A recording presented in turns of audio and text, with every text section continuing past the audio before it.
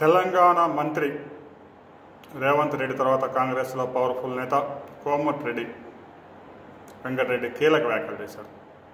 Phone tapping వ్యవహారంలో ఎవరైతే SIB మాజీ చీఫ్ ప్రభాకర్ రావు అమెరికాకి పారిపోయి అక్కడ తలదాచుకుంటున్నాడో అతన్ని కలిసేందుకు హరీష్ రావు వెళ్ళాడు.